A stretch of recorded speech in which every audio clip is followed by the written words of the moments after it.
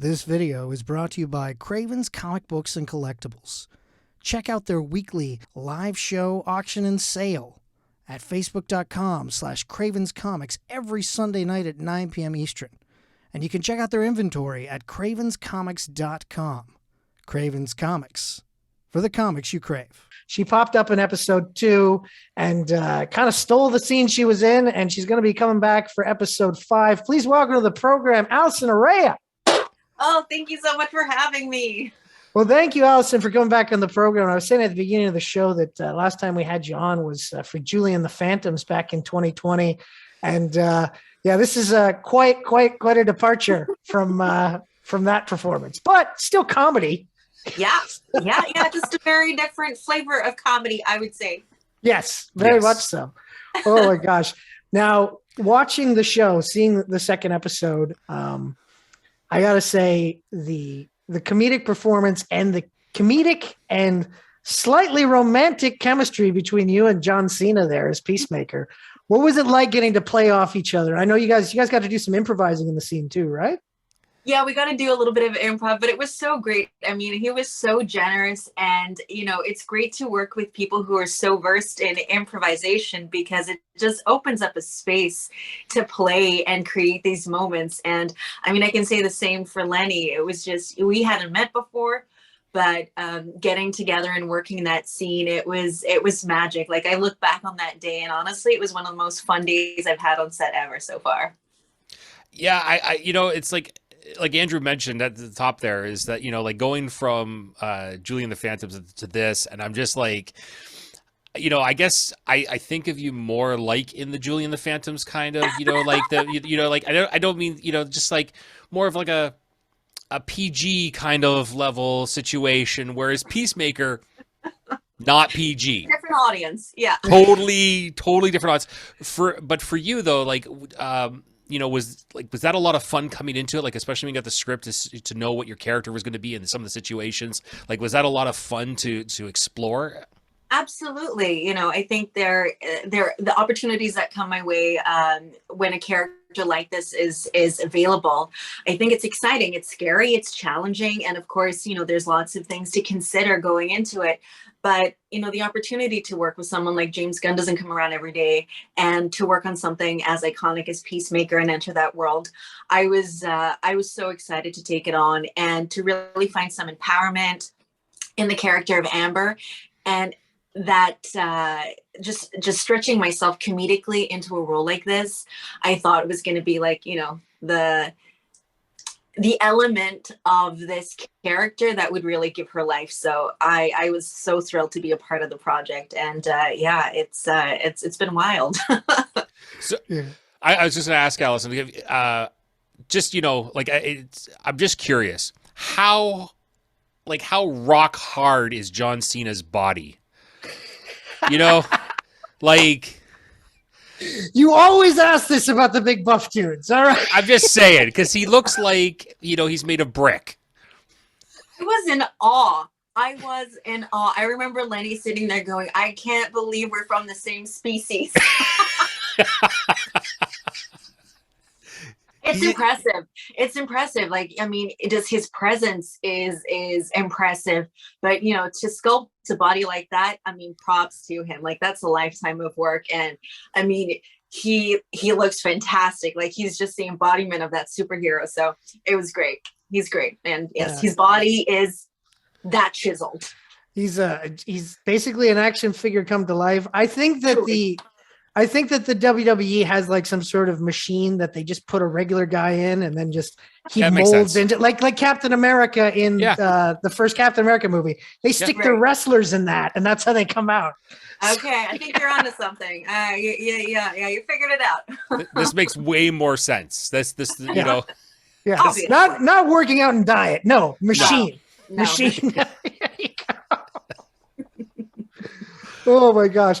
But one of my favorite lines that you did deliver, though, was at the end in the post credits of that Right. episode where you're looking at the all the pictures from the lineup, and then you're like, can I keep this one with the Peacemaker one? That was really good. So for that particular scene, because I know that you were in one room and Lenny was in the other, the way that was set up, were you guys just improvising back and forth on that day as well? Yeah, we were. That little setup, that little skit was all improv. Because we had done the scene, and I mean, this is where I give so much thanks to James, because he is so generous with the time we have on set to allow us that time to improvise, because that doesn't happen on every set, you know. And so it was a real treat to be able to improv some. And so the way the set was built, Lenny and I could hear each other quite easily through that wall. And so we were improving. And I mean, someone must be having a really good time seeing all these versions, because even everyone else's improv was just outstanding. Like some of the end credit clips just have me howling. So I don't know, how do you choose them? There's so much good stuff. But that particular skit was it was improv, and you know, just these things that come up in the moment that you go with, and then you know, you hear someone in the background having a chuckle, you're like, okay, that worked. It's great. Yeah, because I got to imagine like being on set, you know, like obviously you don't get an audience other than the crew, the crew and the directors and everybody, you know. So like now afterwards, you're watching the show and people are reacting, that you're seeing social media happening, and you're seeing people like glom onto the show and how much they love it and having fun with it. For you as an actor, though, is like, you know, are you getting a sense of satisfaction out of that, seeing how much people are enjoying the work that you've done onto a show like this? I mean, it's really been overwhelming, and I didn't expect it at all. You know, I remember being on set and you know, the cast talking about how, you know, Peacemaker was going to be huge, and I'm like, yeah, it's going to be huge. I didn't think it was going to be this huge for me as well to be a part of. So it's been great, and that the comedy and you know, some moments really stuck out for audiences. It means the world. It's so much fun, and I had so much fun. So that it's offering audiences some fun and enjoyment just means the world. Yeah, no, that's pretty awesome. Now, of course, as an actor, you sometimes pull from past experiences and stuff like that, or use like inspiration. I know when you did Julie and the Phantoms, you used your own aunt as like the crux of the character. So to prepare for this role, did you sleep with anyone in a mask? I can't say I did, but you know, I went back to all the you know, to all the relationships, let's say, that I've had, to find some, you know, fire to build the character of Amber. And you know, I got to thank some exes for really pissing me off and giving me the ammunition to play Amber. There you go. That's really good. The exes, definitely. Oh man. Oh, you got to pull from somewhere, and might as well just, right, you know, there's a lot of imagination, but sometimes to open the door, you got to get a little personal. Yeah. And hey, they're your exes for a reason. So right. why not pull some good out of that, right? You know? Some of them are probably looking, going, well, you know, I really screwed that up. Yeah, I really fucked up. That's what they're saying right now. Oh my God. Now, as I mentioned before, you've been on the show before. So I have to follow up on a conversation we had then, because I've been really wondering, did your radish game improve? Have you grown better radishes? Sadly, no. But you know what? I have a whole new strategy for this spring, summer. So I am going to, thank you for asking. I'm looking, like today I was looking at the garden, and I'm like, okay, so what's my plan? So I've got my seeds ready, and I'm going to improve my radish game, because I'm going to conquer that one way or the other. That's good. I'm proud of you. You have a goal. You're striving towards it. Right? Home gardener. Yeah, let me tell you, Alison, I'm just impressed that you're not only you're growing the radishes, but you actually like radishes. I just, you know, because like I was a huge Fraggle Rock fan growing up, and I was like, yeah, Me radishes too. are cool. Radishes are cool, but I'm like, and then I ate one, and then I was like, no, they are not cool to me. Okay. You got to pickle them and then put them on your tacos. That's really good. Or you eat them French style with some salt and a little bit of butter, which is another way you can eat them, or braised. They're very good. Or just raw. I love them raw too. Yeah, see, I've only had them like in salads and stuff, but I think your tacos and maybe this braised action, like, okay, okay. Yeah, you want to mix flavors. That's good. That's a good See, idea. this is honestly, Allison, this is the whole reason we had you on the show. It had Yeah, nothing we to were do like, with we got to talk about radishes. Yeah. This is it right here. You got to sell me on the radish. Totally. Radish and cilantro on a taco is heaven, in my opinion. Well, there you go. See, I hadn't thought about that. She's repping Big Radish right now. That's what it's Yes, she's a rep for Big Radish. Yeah, exactly. I've been outed. Yeah. Oh man. So with Peacemaker, you're going to be appearing on next week's episode as well. I know you can't give away any information, but in comparison to episode 2, was there just as much exciting and fun comedy for you to dive into? I mean, it's always fun and exciting. We're at a different part of the story, so I can't say too much, but we get some more Amber, and that's never a bad thing. Never a bad thing. No. Definitely not. Well, let me ask you this then. Maybe this, I don't think this is a spoiler, but do you get to at least hang off of his bicep at all?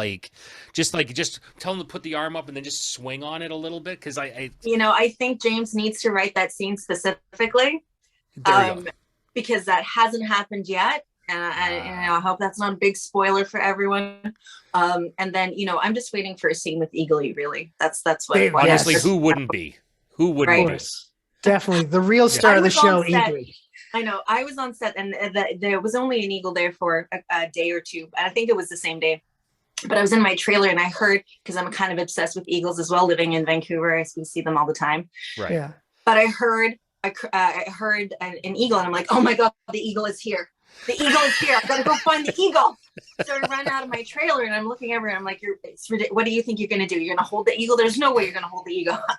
I was like, calm down. So I didn't get to meet the eagle. You don't hold the eagle holds you. That's how it works. To get that eagle hug, I would die. I'd be a happy woman. See, I was going to ask you if you ever got the eagle hug from Eagly, but clearly you're just saying that you didn't. That's unfortunate. Yeah. Oh man.